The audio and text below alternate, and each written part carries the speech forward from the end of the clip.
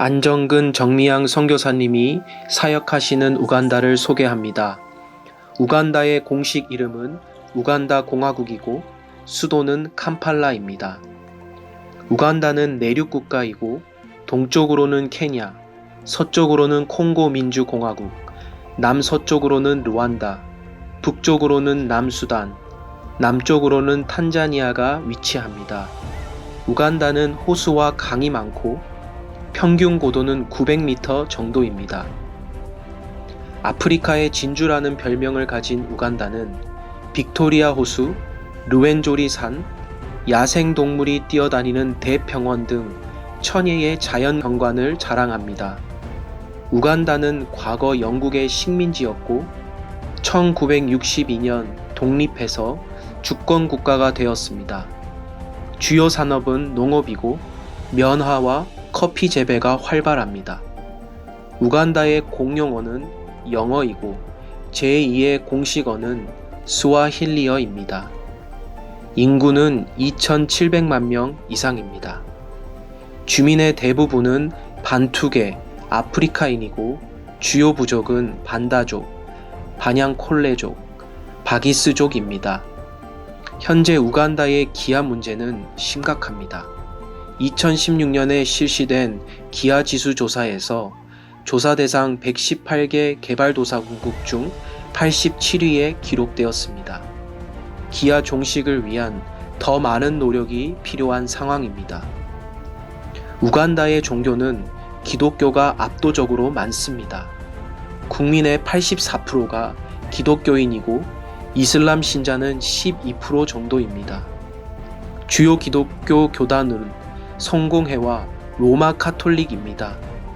안정근 정미양 선교사님은 2019년 11월 2일 교회의 파송을 받아 우간다 골든베리 스쿨의 디렉터로 섬기십니다. 골든베리 스쿨은 기독교 유치원과 초등학교입니다. 선교사님 부부는 교육 선교를 통한 우간다 크리스천 리더 양성의 비전을 품고 오늘도 헌신하고 계십니다. 선교사님 안녕하세요. 안녕하세요, 목사님. 간편히 잘 지내셨죠? 네. 선교사님 지금 계신 데가 아프리카 우간다가 맞습니까? 예, 맞습니다. 아니 뒤에 막 이 한글이 나와 있는 성경 구절이 있는 거 보니까 한국이신가 해가지고 실수가 하네요. 오늘 우리 안정근 선교사님, 정미양 선교사님 이렇게 소개하게 돼서 너무나 기쁘고 반갑습니다. 우리 선교사님, 우리 성도님들께 가족 소개 먼저 좀 한번 해주실래요? 제가 소개를 드리도록 하겠습니다. 잘 아시겠지만은 저는 안정근이고요. 저희 아내 정미양 선교사고 저희는 두 아들이 있습니다.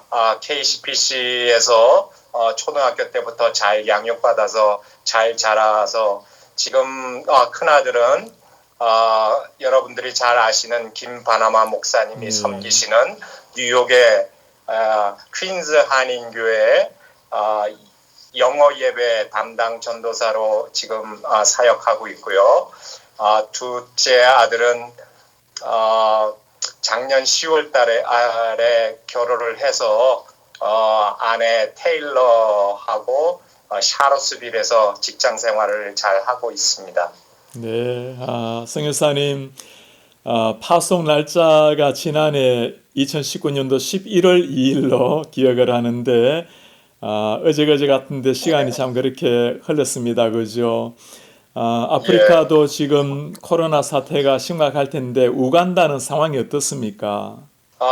여기 아프리카 지역이 다 그렇겠습니다만은 저희 우간다도 이렇게 의료 시스템이 잘 갖추어지지 않아 있는 나라 중에 하나이기 때문에 그렇게 검사가 원활하게 이루어지지 않고 있습니다. 네. 그래서 여기는 이 내륙 지방에 속해 있는 나라이기 때문에 특히 이제 국경에 이제 오고 가는 그 트럭들 이제 수출입의 그런 교육 때문에 거기를 집중적으로 이렇게 검사를 진행하고 있어서 많은 그 확진자를 발견하고 있지는 못하고 있습니다. 네. 그래서 지금 한 며칠 전에 한 800 몇십 명 정도의 확진자가 지금 발생돼 있고 예전보다 지금 이 숫자가 조금씩 더 늘어나고 있습니다. 네. 그래서 앞으로 걱정되는 것은 지금 오랫동안 3월 달부터 이렇게 락다운에 있었는데 이 락다운을 이제 주민들이 불만이 많이 생기니까 조금 완화를 했습니다. 그래서 도로라든가 이런 도심에 나가면 일반 현지인들이 이렇게 일상적인 생활을 하시기 때문에 저 개인적으로는 참 염려스럽고 이렇게 확진이 더 늘어날 가능성이 높다 이렇게 지금 보고 있습니다. 네. 우리 성교사님, 저희 교회에서도 우리 교회에서도 참 신실하게 순장으로도 순모로도 잘 섬기시고 다양한 모습으로 참 잘 섬기시다가 이렇게 선교사 부름을 받게 되셨는데 어떻게 그 우간다로 그렇게 가시게 되셨어요? 저는 이제 모태신앙으로서 이제 어려서부터 좀 이렇게 선교사적 삶을 살고자 그렇게 마음을 가지고 있었는데 워싱턴 중앙장로교회 협력 선교사이셨던 누님이 갑작스럽게 이제 소천하시는 바람에 저희가 여기에 남겨진 사역지를 돌보게 되었고 그 돌보는 과정에서 이제 직장 생활을 하면서 여러 차례 이제 방문을 하고 그렇게 하고 현지인들과 교제하고 어린아이들과 같이 뛰놀면서 옛날에 가졌던 그런 선교사적 삶에 다시 깨닫고 하나님이 제 마음 속에 너 이렇게 오랫동안 기다렸는데 언제 가려느냐 이런 마음을 주셔서 좀 조기 은퇴하고 빨리 조인을 해야 되겠다 그렇게 결심을 하게 되었습니다. 네. 우리 하나님께서 이 안정현 선교사님께는 그런 마음을 주셨지만 우리 정미한 선교사님은 또 어떠셨어요? 그렇게 말씀하셨을 때 어떠셨어요?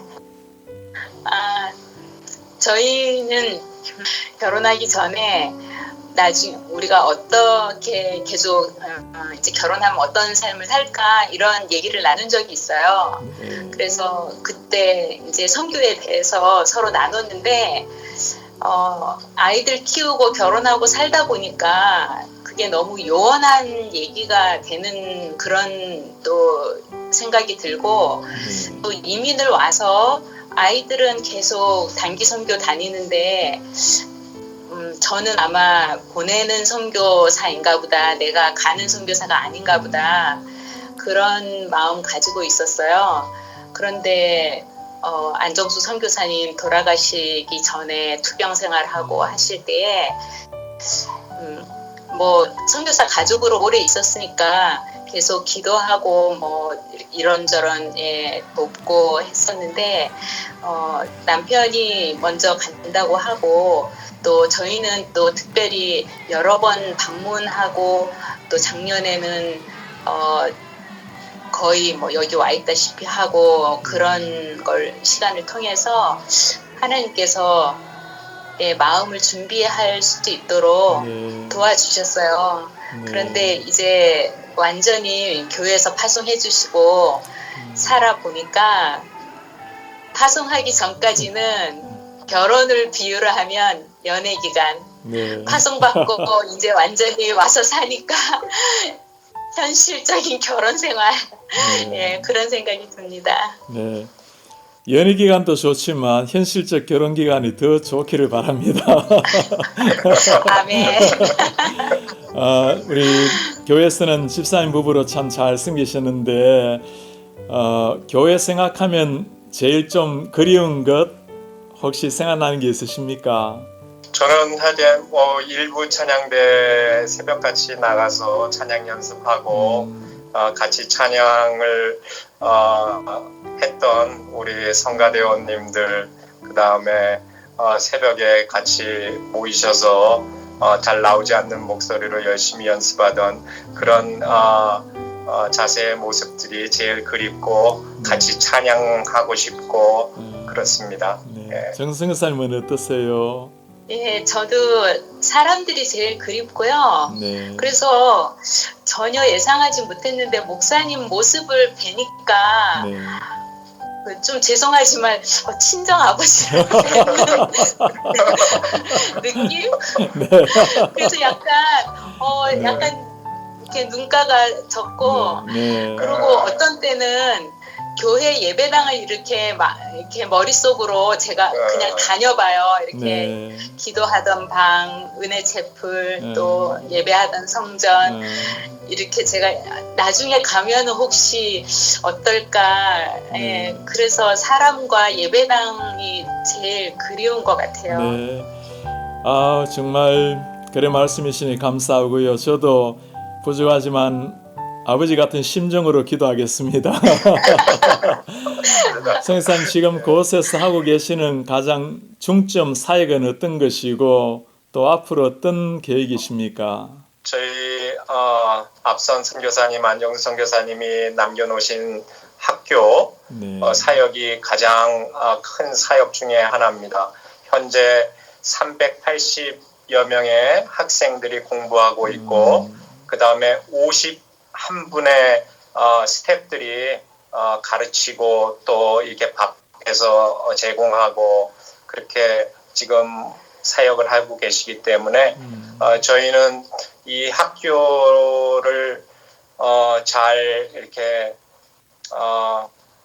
하나님의 뜻에 맞도록 잘 이렇게 이끌어 나가고 또한 그 스태프들을 섬겨야 되는데 이 우간다 어떤 그 사회적 환경상 저희 스태프들이 그렇게 풍요롭게 지내지를 못합니다. 그래서 그분들의 또 싱글맘도 많이 계시고 그래서 그분들의 어떤 편의를 조금 더 제공하려는 이런 쉽게 말하면 구제사역, 네. 그렇게 교육사역하고 구제사역 이렇게 크게 두 개를 나눠서 네. 이렇게 중점적으로 사역하고 있습니다. 네.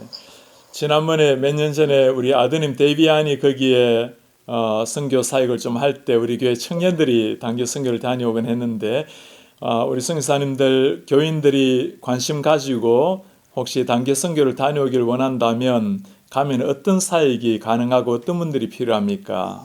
여기 저희는 그래도 도심 지역에 있지만은 도심 변두리에 있는데 저희 아이들이 사실 외국인을 만나보는 것은 사실 상당히 어렵습니다. 실질적으로. 그러다 보니까 일단 예수 그리스도를 믿는 성도님들이 저희 학교를 방문한다는 그 자체만으로도 우리 아이들하고 스태프들에게는 좋은 그런 단기 선교의 그런 끈이 연결이 될 수가 있고요. 네. 좀 더 구체적으로 말하면은 아이들을 위한 여름 성경학교라든가 같이 놀아주기, 그 다음에 선생님들을 위한 이렇게 집중 제자 훈련. 네. 왜냐하면 이 선생님들이 교회는 나가지만은 거기에서 제대로 된 이런 성경 읽기 훈련이라든가 제자 훈련이라든가 이런 걸 접해보지 못하기 때문에 네. 그런 게 아주 필요한 그런 지역입니다. 그러시군요. 앞으로 우리 아프리카에 하나님께서 정말 복음의 강물을 흘려보낼 날이 올 텐데 우간다가 그 초석에 머릿돌 같은 역할을 잘 했으면 좋겠습니다. 성교사님, 우리 KCBC 성도님들도 많은 네. 어려운 이런 시기를 보내고 있는데 우리 코비드 때문에 기도하고 극복해야 될 일도 있습니다. 우리 성교사님들 성도님들한테 인사 한번 해주시겠습니까? 격려 한번 해주시겠어요? 예. 예. 보고 싶고 만나 뵙고 싶은 워싱턴 중앙장로회 성도님들, 목사님들, 중직자분들 진짜 너무 반갑습니다. 이렇게 영상으로 인사드리게 돼서 너무 반갑고요. 특별히 저희도 뉴스를 통해서 미국도 코비드 사태라든가 그 다음에 인종 갈등이라든가 이런 어려움에 많이 처해 있다고 듣고 있습니다. 우리 모든 성도님들이 이런 어려움을 잘 만나지 않고 또 그 다음에 사회적으로 조속히 안정되고 그렇게 해서 다시 건강하고 활기찬 그러한 시기로 다시 빨리 돌아가기를 소원하고 기도합니다. 하여튼 모쪼록 하여튼 건강하시고 화이팅 해주시길 부탁드리겠습니다. 네, 예, 감사합니다. 고맙습니다. 선교사님 정말 자랑스럽게 너무나 자랑스럽게 선교 사역하시는 거 보고 참 감사한 마음입니다. 저희도 매일 새벽마다 우리 선교사님들을 위해서 기도하고 있습니다. 선교사님들의 사역으로 말미암아 우간다의 많은 아이들, 청소년들, 젊은이들이 하나님의 사람으로 자라나서 우간다뿐만 아니라 아프리카를 하나님의 말씀으로 섬기고 장차 세계 열방을 위해서 많은 하나님 일꾼들이 배출되기를 기도하겠습니다. 성교사님 하나님도 함께 하시지만 우리 KCPC의 성도님들도 늘 함께하고 있습니다. 힘내시기 바랍니다. 고맙습니다. 예, 고맙습니다. 감사합니다, 성교사님. 네. 안정근 정미양 선교사님 기도 제목입니다. 하나님 주신 선교의 마음을 늘 기억하고 좌로나 우로나 치우치지 않게 하소서. 우간다와 학교 아이들, 스태프들을 하나님이 주시는 은혜로 가슴 깊이 사랑하게 하소서. 모든 일을 기도와 간구로 하게 하소서. 6월부터 참여하는 시드 선교사 온라인 훈련을 통해 영적으로 더욱 성숙해지게 하시고 참가자들과 영적인 교제가 잘 이루어지게 하소서. 코로나 사태 속에서도 하나님의 사역이 중단이 없도록 지혜 주시고 힘 주소서.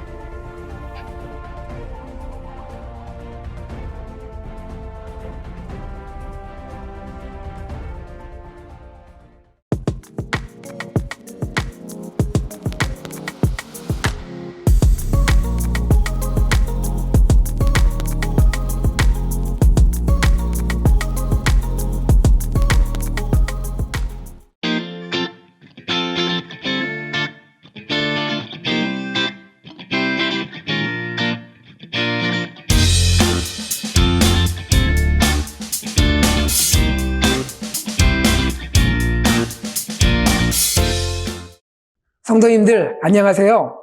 김준선 목사입니다. 오늘 이 시간에 성도님들과 함께 저의 스토리를 좀 나누려고 해요. 먼저는 저를 변화시켰던 만남 생각해 보기 원하는데요. 사실 제가 나누고자 하는 것은 직접적인 만남은 아니고요. 간접적인 만남이라 할 수 있어요. 여러분 잘 아시는 선교사 데이빗 리빙스턴입니다. 제가 리빙스턴을 직접 만날 수는 없겠잖아요. 리빙스턴은 여러분 아시듯이 19세기에 아프리카를 탐험하면서 많은 아프리카 주민들의 가슴에 복음을 심었던 선교사잖아요. 그가 잠비아에 있으면서 이질과 말라리아로 세상을 떠나게 됩니다. 그리고 그 죽음에 대해서 알려진 이유라는 뭐냐면요.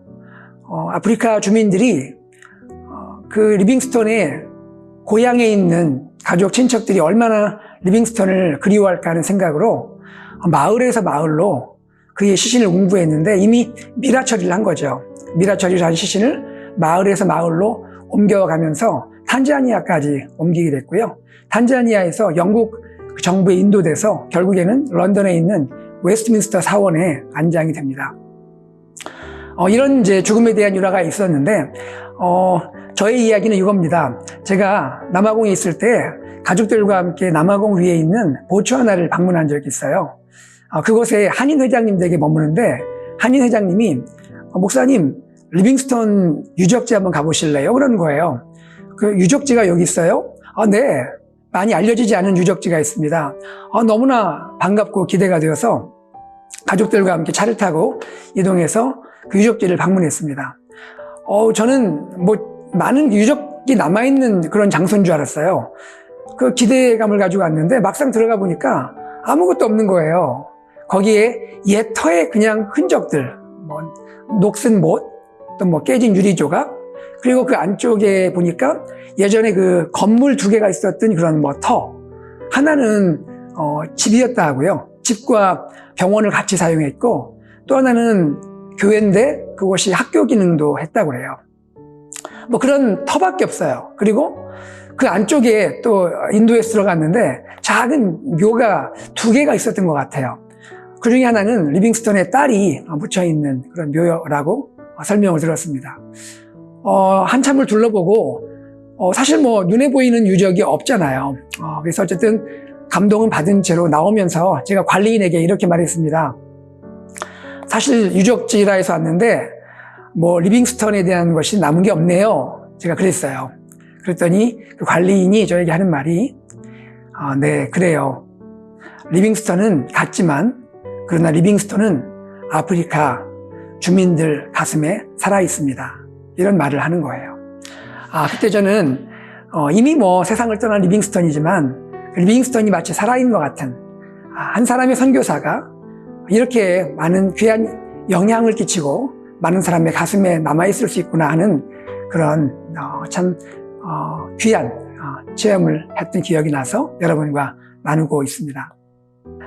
다음으로는 저의 삶의 밸런스, 그 워러벨에 대해서 나누고자 하는데요. 저는 목회하고 또 사역하는 거 외에 제 삶에 제가 아주 좋아하고 또 소중히 여기는 부분이 있어요. 그게 뭐냐면 책 읽기예요. 여러분이 생각할 때 무슨 책 읽기가 뭐 재미있고 소중하냐는데 저는 책 읽기가 참 좋아요.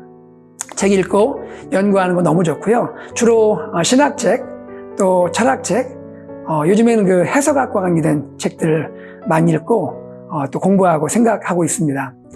그리고 제가 즐기고 있는 또 다른 책이 있는데 뭔지 아세요? 산책입니다. 산책. 제가 2015년에 지금은 이제 올레이션 교회 담임 목사로 섬기시는 전진성 목사님과 함께 걷기를 시작했어요. 참 많은 곳을 걸었네요. 교회 앞에 연못 산책길도 걷고요. 또 교회 큰 길 건너에 중앙로도 걷기도 하고 또 많은 또 시간들은 목사님들과 같이 블런팍 숲길도 많이 걸었습니다. 걸으면서 잠시나마 또 목사님들과 함께 서로 살아가는 이야기, 인생 스토리, 또 목회하면서 느끼는 일들, 가족 이야기, 뭐 이런 여러 가지 이야기를 많이 나누면서 그 목회의 동역자뿐 아니라 실제 인생의 좋은 친구처럼 그렇게 추억을 쌓는 시간이 있었습니다. 저는 너무나 소중하고요. 뭐 저의 그 건강을 위해서도 걷지만 같이 교제하기 위해서 걷고요. 비 오는 날 같은 경우는 또 추운 날 같은 경우는 요새 같이 또 덥기도 하면 그냥 교회 건물 혼자서 걷기도 하고 이렇게 합니다. 제가 걸으면서 특별히 그 숲길을 걸으면서 이런 생각을 해요. 저의 목회 여정이 또 저의 인생이 숲길을 걷는 것 같은 생각을 합니다. 거기에서 나무도 보고요. 또 시냇물을 보기도 하고요. 또 세워져 있는 차도 보고요. 또 지나가는 사람들도 봅니다. 이것이 인생에서 만나는 모든 부분이 아닐까 싶어요. 그리고 가장 좋은 건 뭐냐면 숲길을 걸을 때 나 혼자 걷는 것이 아니라 내가 좋아하는 그분, 우리 예수님이 저와 함께 걷는다는 느낌을 갖는 거예요. 여러분, 우리 인생이 마치 숲 같아요. 크고 작은 나무도 있고 크고 작은 또 길도 있고요. 좁은 길, 넓은 길 많이 있고요. 여러 사람도 있습니다. 여러분, 어떤 숲을 지날지 우리는 다 모르지만 숲길을 걸을 때 우리 좋은 예수님과 함께 걷는 그런 삶이 되면 좋겠다 생각을 합니다. 제가 감동을 받았던 그런 경험 하나 나누면요. 사실 뭐 제가 살아오면서 저의 힘으로 살았던 것은 너무나 작은 것 같아요. 뭐 어릴 때부터 부모님, 또 가족, 친척, 또 친구들 많은 분들의 도움받고 제가 사랑받고 여기까지 왔지 저 혼자 힘으로 산 건 아니라 생각을 해요. 많은 감사한 일이 있지만 그 한 가지 기억나는 게 있네요. 제가 아프리카에 가족들과 함께 도착해서 그때 여름이었어요. 그런데 여러분 이런 생각 해보신 적 있어요? 아프리카에 그 겨울이 있습니다. 그리고 굉장히 추운 때가 있어요. 그 오버에 파카까지 입어야 돼요. 이런 걸 모르고 제가 여름에 도착해서 조금 지냈는데 어느 날 갑자기 날씨가 변화돼서 추운 거예요.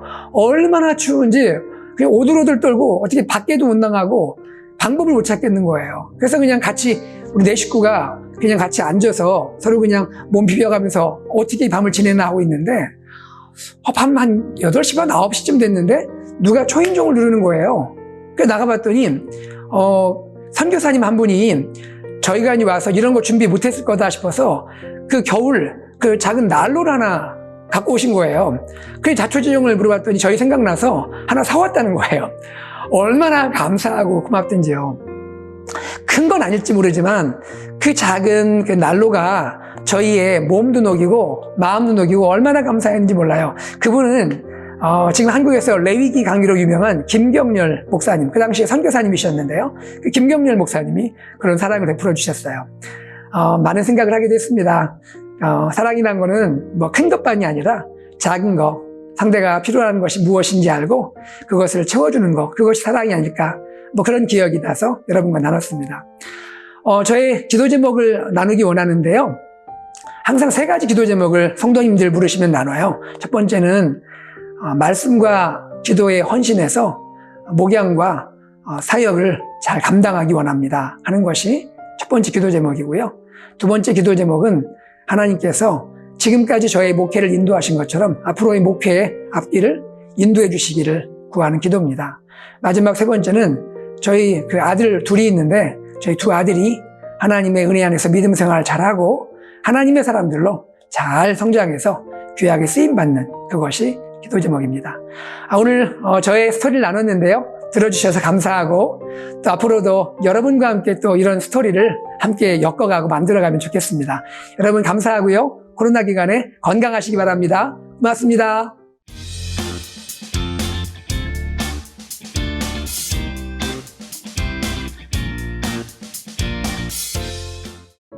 안녕하세요. 박상근 목사입니다. 오늘 이렇게 체인지 시간을 통해서 성도님들 만나게 돼서 참 즐겁고 감사합니다. 제 길지 않은 인생 속에서 하나님께서 어떻게 역사하셨는지 잠시 나누는 시간 갖고자 합니다. 저는 충북 제천이라는 곳, 내천자에 언덕 제자를 쓰는 참 시골 마을인데요. 제천에서 태어나서 쭉 자랐습니다. 그런데 이제 초등학교 2학년, 8살 때 저희 엄마가 유방암으로 돌아가셨어요. 그리고 또 고등학교 2학년 때는 아버지가 또 위암으로 이제 돌아가셨어요. 참 철없을 때 부모님이 다 돌아가셨죠. 저희는 4남매 중에 저는 막내이고요. 저희 큰형이 어떻게든지 일을 해보려고 하다가 또 과도한 카드 빚을 지고 저희 4남매는 뿔뿔이 흩어지게 되었습니다. 저는 그때 이러한 찬양을 부르면서 참 많이 눈물로 기도하곤 했었는데요. 왜 나만 겪는 고난이냐고 불평하지 마세요. 고난의 뒤편에 있는 주님이 주실 주고 미리 보면서 감사하세요. 이런 찬양을 부르면서 참 눈물로 기도한 적이 있었는데요. 그때 저희 누나는 결혼을 했고 저희 큰형은 제주도로 이사를 갔고 저는 학사장교로 군 입대를 했습니다. 하나님께서 더 세게 훈련을 시키고자 하셨는지 저는 전방부대 특공소대장으로 가게 되었는데요. 12명의 소대원들을 데리고 함께 먹고 자고 훈련하고 상담하면서 참 그래도 즐겁게, 힘들지만 즐겁게 소대장 생활을 했습니다. 적지에 침투해서 요인 암살, 시설 파괴 등의 임무가 저에게 주어져서 훈련은 더 고됐던 것 같습니다. 그러나 저는 그 12명의 소대원을 마치 12제자 훈련시키듯이 그렇게 재미있게 훈련을 했고요.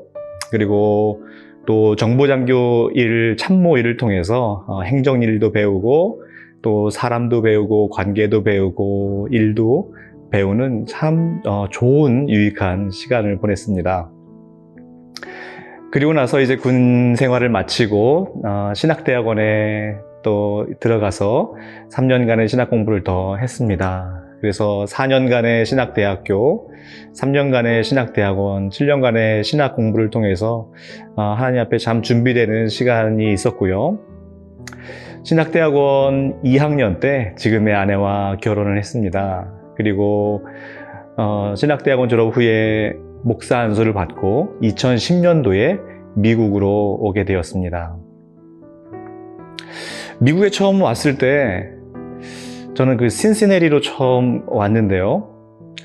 한 몇 달간 저는 짐을 풀 수가 없었습니다.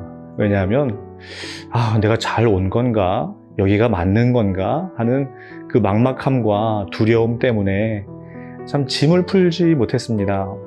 그래서 참 저는 또 이렇게 기도했습니다. 하나님, 결자해지란 말도 있는데 결자해지란 말 아세요? 묶은 사람이 풀어야 한다라는 말인데 하나님, 결자해지라는 말도 있는데 하나님께서 미국으로 보내셨으면 하나님께서 책임져 주셔야 되는 거 아닙니까? 그렇게 이제 기도를 했습니다. 그 당시 이사야 말씀을 가지고 큐티 묵상을 하고 있었는데 이사야 46장 4절 말씀에서 하나님은 결자해지 하나님이라는 것을 보여주셨습니다. 이사야 46장 4절에 너희가 노년에 이르기까지 내가 그리하겠고 백발이 되기까지 내가 너희를 품을 것이라. 내가 지었은즉 내가 업을 것이요 내가 품고 구하여내리라. 저는 이 이사야 46장 4절 말씀을 통해서 하나님은 저를 업고 품고 구하여낸다. 그 일은 내가 지었으니 내가 업고 품고 구하여내겠다는 그 하나님 붙잡고 저는 큰 힘을 얻고 이제는 담대하게 이 미국 생활을 짐도 풀고 시작하게 되었습니다. 그래서 원하는 공부도 할 수 있게 되었고요. 그리고 또 참 이 귀한 교회에서 사역까지 할 수 있게 되었습니다. 그래서 저는 모든 것이 감사합니다. 모든 것이 하나님의 은혜였고요. 또 하나님께서 덤으로 주신 은혜가 있는데요. 2008년 결혼을 한 이후에 하나님께서 8년 동안 자녀를 주시지 않았어요. 그래서 참 수없는 시간을 한나의 그 눈물의 기도를 드렸는데 하나님께서 쌍둥이 2딸을 허락해 주셔서 지금은 그 아이들이 3살 반이 이제 지났습니다. 그래서 이 미국에서 공부한 것, 또 이 귀한 교회에서 사역하는 것, 또 쌍둥이 딸을 주신 것, 모든 것이 참 감사합니다. 그래도 힘든 것이 그래도 있지 않냐고요? 물론 그렇습니다. 저는 이렇게 사역하다가도 조금 이제 힘들 때면 그냥 커피점에 가서 달달한 커피 하나 마십니다. 그리고 짐에 가서 그 러닝머신 트레드밀 있죠. 러닝머신에서 책을 읽으면서 걸어요. 그리고 나서 뜨거운 물에 가서 푹 담급니다. 그러면요, 전 너무나 편해지고 모든 또 힘든 것이 다 이제 눈 녹듯이 사라집니다. 참 부족한 저를 위해서 기도 부탁을 드리겠습니다.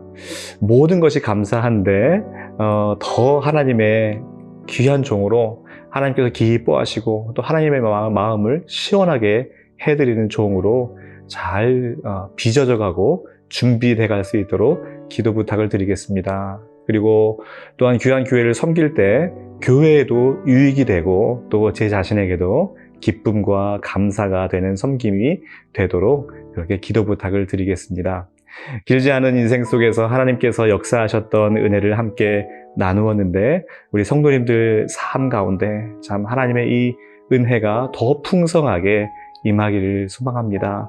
우리 성도님들 생각할 때마다 머리가 숙여지고 참 존경스러운데 우리 성도님들 항상 강건하시고 평안하세요. 감사합니다.